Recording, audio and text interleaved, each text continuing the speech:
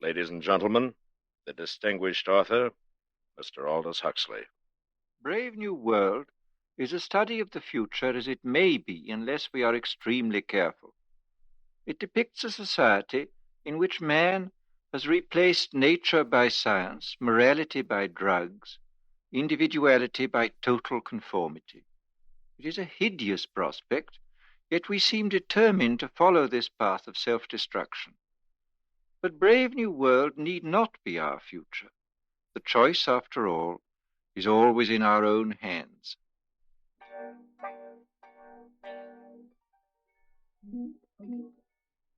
CBS Radio, a division of the Columbia Broadcasting System, and its 217 affiliated stations present the CBS Radio Workshop, radio's distinguished series dedicated to man's imagination, the theater of the mind.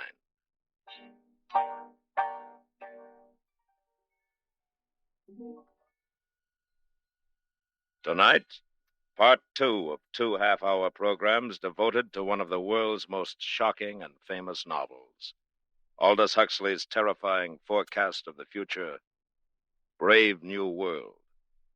And we are proud to once again have Mr. Huxley as our narrator.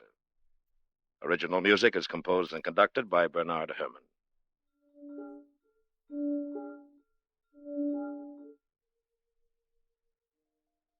This is Aldous Huxley. In the garden outside the London Hatchery and Conditioning Centre, it was playtime. Naked in the warm June sunshine, 600 or 700 little boys and girls were running with shrill yells over the lawns, or playing games, or squatting silently in twos and threes among the flowering shrubs. And strolling across the smooth turf came the director of hatcheries and conditioning, followed eagerly by a group of new students. And here we have playtime for our little tots. Notice the games, all carefully constructed to use as many mechanical devices as possible. In olden times, children used to play simple games using only a ball and a bat. Oh, madness. Nothing was added to increase consumption. Then came our Ford.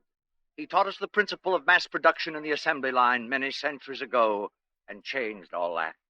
Good morning, Director. Sir, what an unexpected pleasure. Boys, this is the resident controller for Western Europe. This is his Ford ship, Mustafa Ma. Boys? Good morning, sir. I was just showing the students the children, sir. Lovely children, busy as bees at their unrestricted play. Controller, if you have the time, I wonder if you might tell the students something about the bad old days. I might. Where are you taking them? To the Hatchery and Conditioning Center to see the manufacturing of the babies. Very well, I'll walk along with you. Yes, in the old days, children lived in a place called home. A rabbit hole with suffocating intimacies. Maniacally, the mother, please don't be shocked at that word. The mother brooded over her children. Her children. Our Ford, or our Freud, as for some inscrutable reason he chose to call himself whenever he spoke of psychological matters, our Freud was the first to reveal the appalling dangers of family life. Unpleasant as they may seem, students, these are facts. People used to be viviparous, gave birth to their children. What were the consequences?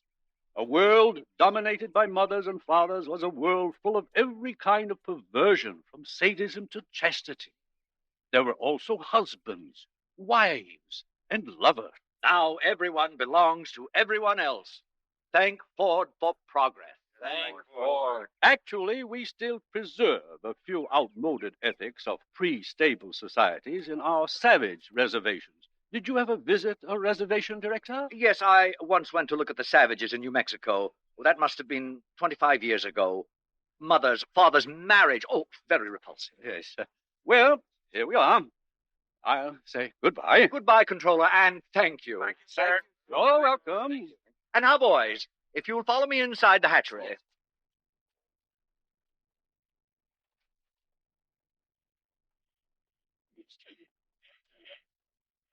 And here we are, a hive of activity.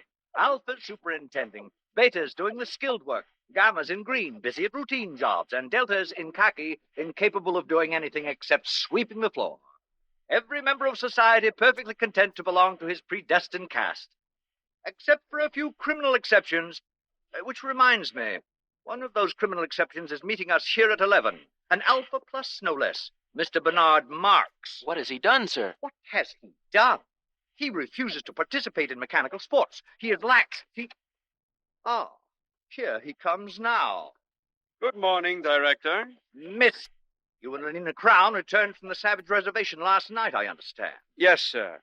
We visited some of the places you told me about last week, Director. In fact, we met... Silence. Your attention, please. Everyone step this way. If I have interrupted your labors, it is because a painful duty constrains me. This man who stands before you, this Alpha Plus, the highest level of society, has grossly betrayed the trust imposed in him by his heretical views on sports and Soma, by his scandalous refusal to be promiscuous. He has proved himself an enemy of society, a subverter, ladies and gentlemen, of all order and stability, a conspirator against civilization itself. For this reason, I am ordering his immediate transference to a subcenter of the lowest order. In Iceland, he will have small opportunity to lead others astray by his unfordly example. Bernard Marx, can you show any reason why I should not now execute the judgment passed upon you? Yes, I can. What did you say? You told me you visited the Savage Reservation 25 years ago, Director, with a young Beta Minus, I believe. You told me she was lost during a storm, and that you returned without her. I thought perhaps you'd like to see her again. Linda?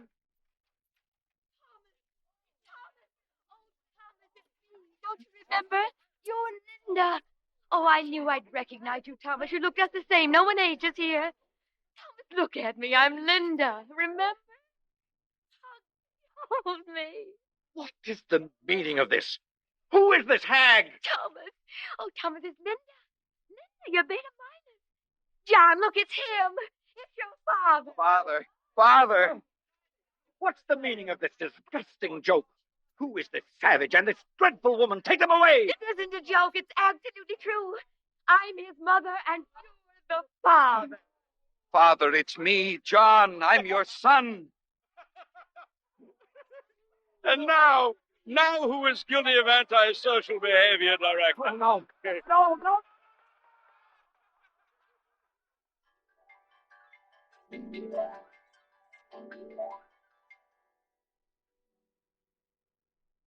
A father as director of hatcheries. It was out of the question. The controller asked for his resignation, and all upper caste London was wild to see the savage and his mother. Bernard Marx became a hero, and even Lenina Crown had her share of reflected glory. Good morning, Lenina. Oh, good morning, Fanny. Well, you certainly seem pleased with yourself. Yes, I am pleased. Bernard called up half an hour ago. He has to go to a party at the controller's, and he asked me if I'd take the savage to the Feelies this evening. Oh, lucky girl. What's he like, Lenina? I've heard he's terribly good-looking. Oh, he is, but so very odd. In what way? Well, the day Bernard and I left the reservation, the savage came into my room. I'd taken a soma, so I didn't notice him until suddenly I awakened, and there he was bending over me. What happened? Well, naturally, I assumed something was going to happen, but instead of that, he just ran out. Well, how odd. What a terribly ungentlemanly thing to do. Doesn't he like you? Oh, I'm sure he does, so I can't make it out. And, oh, please don't tell this to anyone, Fanny. It upsets me, because I like him. I mean, I really like him. Lenina. I know it's immoral, but I just can't help myself. I do like him.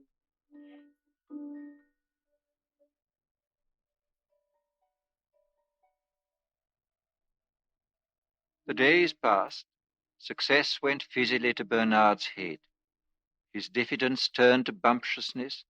His nonconformity was forgotten, and he became completely orthodox. The resident world controller appointed him official escort for the savage and asked him to make regular reports on the young man's reactions to civilization. This Bernard did assiduously.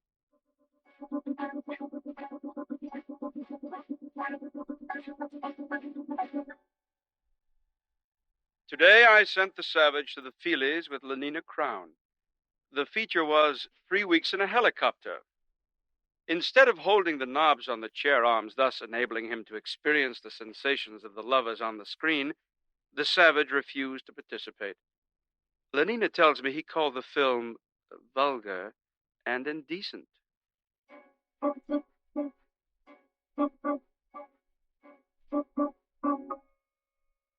The savage refuses to take Soma and seems most distressed because the woman, Linda, his Mother, remains permanently on summer holiday. In spite of her senility and the extreme repulsiveness of her appearance, the savage frequently goes to see her and appears much attached to her.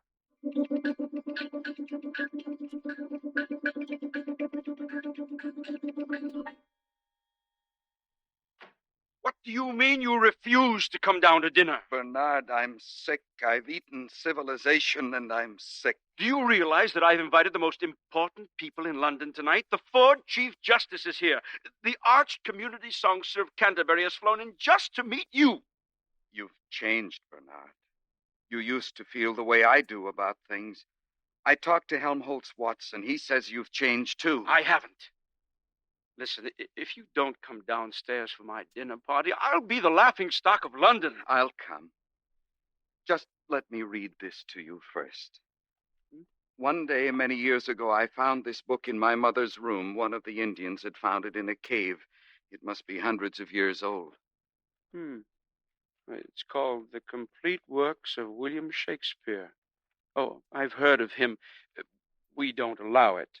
Smut. But he says all the things I feel about Lenina. Listen to this. Is there no pity sitting in the clouds that sees into the bottom of my grief? O sweet my mother, cast me not away. Delay this marriage for a month, a week. Marriage? Oh, no. Bernard. Oh, marriage, that's too good, really. Bernard, stop it. And mother. Oh, sweet my mother. Oh, he's positively vulgar. You stop Wait it. till I tell Helmholtz about this. Stop it, or I'll hit you. Oh, come, now, where's your sense of humor? Bernard. Can't you see how funny it is? Get out. I said leave me alone. I'm leaving, John. I'm leaving. How beauteous mankind is. Oh, brave new world that has such people in it.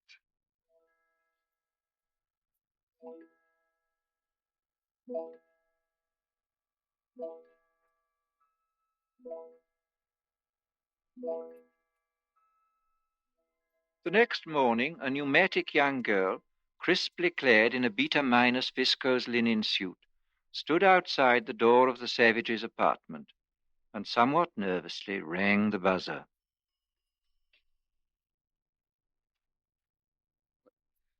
Lenina. You don't seem very glad to see me, John. Not glad. Oh, if you only knew. May I come in, then? May I kiss your hand, Lenina? My hand? Admired, Lenina. Indeed, the top of admiration, worth what's dearest in the world. I wanted to do something first to show I was worthy of you. What are you talking about? Lenina, tell me something. I'll do anything you tell me, anything at all. I'd sweep the floor if you wanted. But we've got vacuum cleaners here. It isn't necessary. No, of course it isn't necessary. But some kinds of baseness are nobly undergone. I'd like to undergo something noble, just to show you how much I love you, Lenina. Do you mean it, John? Yes, but I hadn't meant to say it, not until I...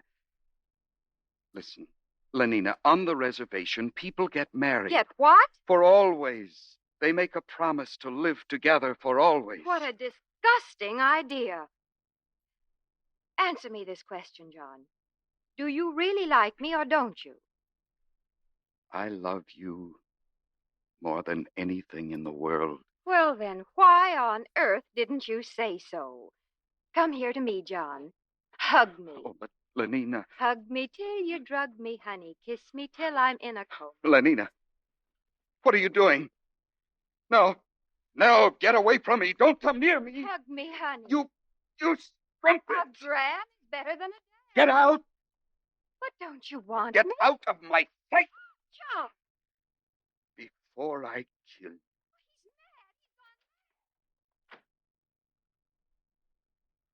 O thou weed, who art so lovely fair and smell'st so sweet that the sense aches at thee. Impudent strumpet, impudent strumpet, impudent strumpet! Hello? Yes, this is Mr. Savage. Who's ill? Linda. My mother dying. Yes, I'll come at once.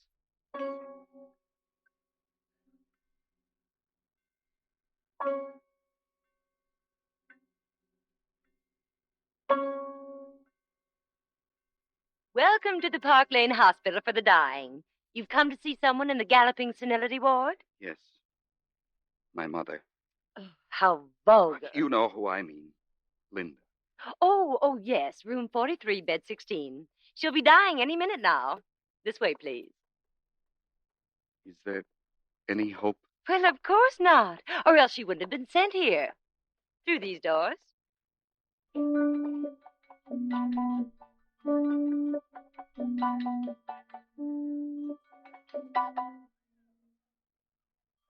What are these children doing here? Death conditioning, of course. It starts at 18 months. Every tot spends 2 mornings a week in a hospital for the dying. All the best toys are kept here, and they get chocolate ice cream on death days. They learn to take dying as a matter of course.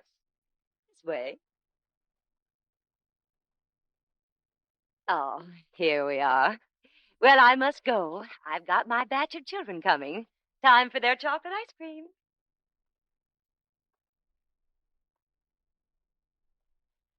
Linda? Linda, it's John. Your eyes are open, but you don't know me, do you? It's John, your son. Linda? Linda, don't you know me? Hug me till you drug me, honey. Kiss me till I'm in a coma. Linda. Linda? Oh. Mother.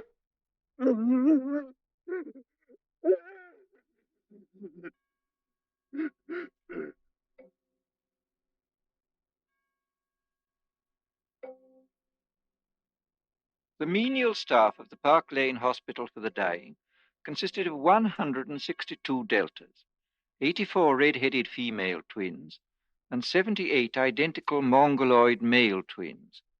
At 6, when their working day was over, the two groups assembled in the vestibule of the hospital and were served their daily soma ration. It was into this crowd that the savage walked, so overcome with his grief and his remorse that he did not realize he was shouldering his way into the gathering throng. All right, here it is. Soma distribution. In good order, please. Oh, hurry up there. Stand in line for your Soma. Linda. Linda died because of this. Oh, now don't grab. There's enough for everybody. 1 gram for an evening's delight, 2 for a trip to the gorgeous East, and 4 for a weekend in paradise. How beauteous mankind is. How brave new world that has such people in it. Stop! Stop! Ford is the savage. Listen, I beg you, lend me your ears. Don't take that horrible stuff. It's poison. Mr. Savage, please. The people are waiting. You're slaves, all of you. Don't you want to be men? Don't you want freedom? Freedom? Ford Almighty, call the police. From somewhere behind the milling, angry crowd, Bernard Marx saw the savage.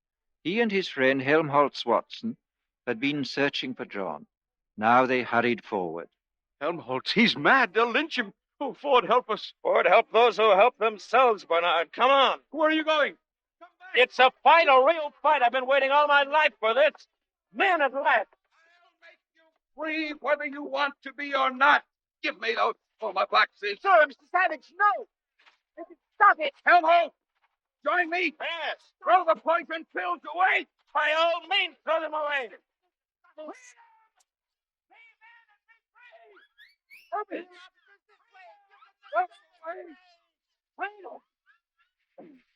Stand up as men. Win your freedom. Thomas, pray. Win John, your John. freedom. Take him to the resident controller's office. All right. All right, it's all over. We're all happy now. We're so happy we all love each other, don't we? Oh, yes, we all love each other. Line up for your soma.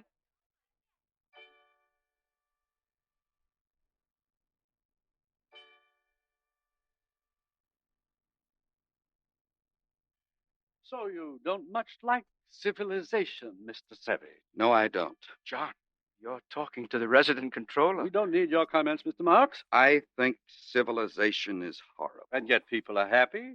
They get what they want, and they never want what they can't get. They're well off. They're safe. They're never ill. They're not afraid of death. They're blissfully ignorant of passion and old age. They're plagued with no mother or father. They've got no wives or children to feel strongly about. They're so conditioned that they practically can't help behaving as they ought to behave. And you ask them to chuck this all away for liberty? My good Paul. All the same, it seems quite horrible to me. Of course it does. Actual happiness always looks pretty squalid in comparison with the overcompensations for misery. And being contented has none of the glamour of a good fight against misfortune. Happiness is never grand. They call this happiness. Working at an embryo assembly line, manufacturing babies. Science, my boy. Besides, they like it. Well, Mr. Marks, the time has come. You are being sent to an island. To an island? Oh, please, sir. Don't send me to Iceland. I promise I'll do what I should. I'll conform to the rules. One would think he was going to have his throat cut, whereas if he had the smallest sense, he'd understand his punishment is really a reward. He'll be sent to an island where he'll meet the most interesting set of men and women in the world. All the people who weren't satisfied with orthodoxy. Everyone, in a word, who's anyone. Then why didn't you go to an island yourself? Because, finally, I preferred this. Sometimes I regret it. Happiness is a hard master, particularly other people's happiness. Well, gentlemen, there are many islands available. Which climate do you choose, Mr. Watson? Well, I should like a thoroughly bad climate. I think I'd write better if I had to contend with difficulties. How about the Falkland Islands? That would be fine. Good. You may leave now. You too, Mr. Marks. Goodbye, Helmholtz. Goodbye, Bernard. Goodbye, John. Bye, John. One more question. Of course. Where is God in this scheme of yours? It's a subject that has always had a great interest for me. You've never read this, of course, the Holy Bible, New and Old Testaments. We've got quite a few revolting old books like that here. But if you know about God, why don't you tell the people? This book is old. It's about God hundreds of years ago, not God now. But God doesn't change. Men do, though. No, my friend, call it the fault of civilization. God isn't compatible with machinery and scientific medicine and universal happiness. But when you're alone, it's natural to believe in God. When you're quite alone in the night, thinking about death. But people are never alone now. We make them hate solitude, and we arrange their lives so that it's almost impossible for them ever to have it. No solitude, no God. Is that why there's no self-denial here? No God, no reason for it? Of course. Industry and prosperity are only possible when there is no self-denial. If there were, the wheel would stop turning. But God's the reason for everything noble and fine and heroic. My dear young friend, civilization has absolutely no need for nobility or heroism. You're conditioned so that you can't help doing what you ought to do. And what you ought to do is, on the whole, so pleasant. So many of the natural impulses are allowed free play that there really aren't any temptations to resist. Anybody can be virtuous now. No temptations, No inconveniences. But I like the inconvenience. We don't. We prefer to do things comfortably. But I don't want comfort. I want God. I want poetry. I want real danger. I want freedom. I want goodness. I want sin. In fact, you're claiming the right to be unhappy. All right. I'm claiming the right to be unhappy. Not to mention the right to grow old and ugly and impotent. The right to have cancer. The right to have too little to eat. The right to live in constant apprehension of what may happen tomorrow. The right to be tortured by unspeakable pains of every kind. I claim them all. You're welcome.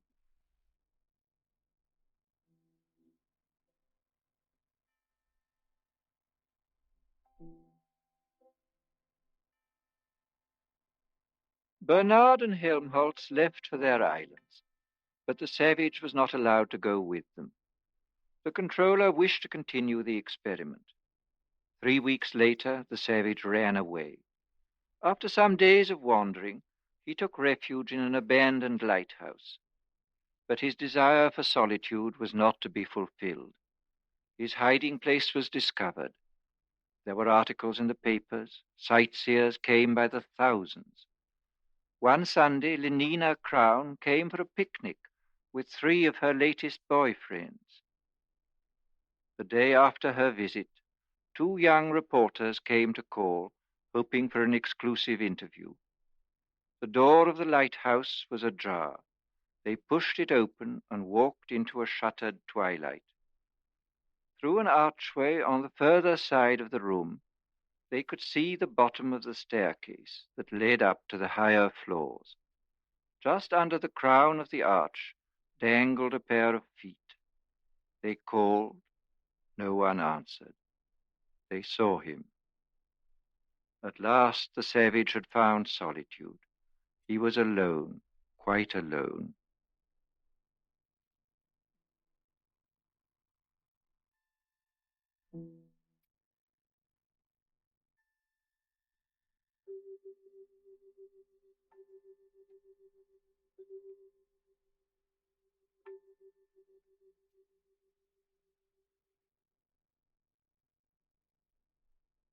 Thus concludes Brave New World by Aldous Huxley. We wish to thank Mr. Huxley for appearing on these broadcasts as our narrator. And we would also like to thank you, our listeners, for your enthusiastic response to this new series. This is William Conrad inviting you to join us again next week when we present George Stewart's dramatic account of one of nature's most terrifying phenomena, storm. The following week, listen as Dr. Frank C. Baxter interviews William Shakespeare. Presented on the CBS Radio Workshop.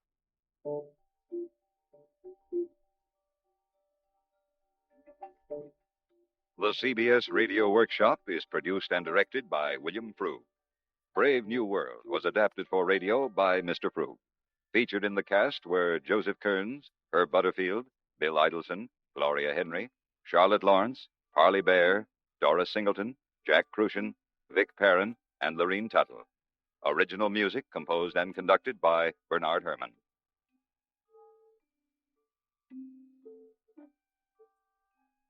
America listens most to the CBS Radio Network.